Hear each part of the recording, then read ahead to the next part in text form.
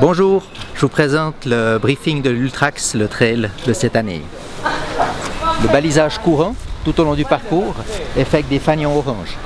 Vous les trouverez sur le parcours, soit au sol, sur des petits piquets de cette manière, fixés dans les arbres de cette manière, ou autour des arbres de cette manière. Chaque changement de direction important sera signalé par un panneau de cette manière jaune, 20 mètres ou 30 mètres avant le changement de direction. Autre cas de figure, c'est quand les parcours se séparent. Si vous avez une séparation de parcours, 20 ou 30 mètres avant, vous aurez ce marquage également jaune, puis après les panneaux dans la couleur du parcours. La couleur bleue, la 46K, dans ce cas de figure, vous allez suivre la trace de la 46K.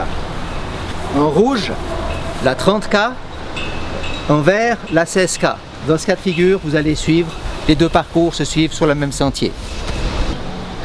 Tout au long du parcours, le kilométrage est indiqué tous les 5 km. Cette indication se trouve dans la couleur de votre parcours, 15K, 30K, 46K. Quand vous arrivez proche de l'arrivée, 4 km to go, 2 km to go, 1 km to go, le soulagement. Une autre forme de balisage que vous allez trouver sur le parcours, c'est les endroits où il y a le chronomètre. Chaque fois qu'il y a un tapis de chronométrage, de chaque côté du tapis, vous aurez cette forme de porte. À l'entrée des ravitaillements, vous aurez les informations du parcours avec l'endroit où vous êtes, le parcours sur lequel vous êtes, la distance parcourue et le profil, l'endroit où vous êtes sur votre course. Sur vos parcours, il y a 3 endroits où il y a des restrictions. La première se situe sur la course 16 et 30K, où vous allez traverser la voie de chemin de fer du Gornergrat juste avant Riffelal. À cet endroit, une personne de notre staff se trouve, elle arrêtera les coureurs au moment du passage des trains. La deuxième restriction, à l'entrée de la passerelle de Fury, ça concerne la course 30K et 46K. Vous aurez à l'entrée de la passerelle ce panneau, parce que pour traverser la passerelle, c'est interdit de courir. La troisième restriction, c'est à Staffel, ça concerne la 46K et à cet endroit-là, c'est là qu'on a le time limit. Donc vous devez franchir cette marque avant 15 h. Après 15 h, vous serez stoppé à ce niveau-là. Je vais vous parler un petit peu de la procédure en cas d'abandon. Si malheureusement ça vous arrive, on va vous demander de vous signaler rapidement à notre staff, soit par SMS au bureau de course, soit auprès de nos staffs le long du parcours.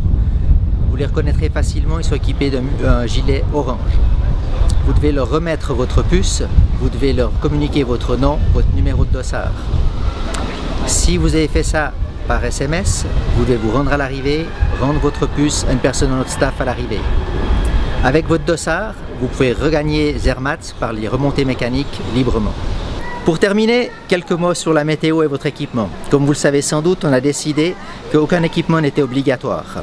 C'est votre responsabilité d'adapter votre équipement au parcours que vous avez choisi, à votre niveau et bien sûr à la météo. Celle-ci, elle sera postée sur notre site internet vendredi midi. D'ici là, je vous souhaite une bonne fin de semaine, bonne course.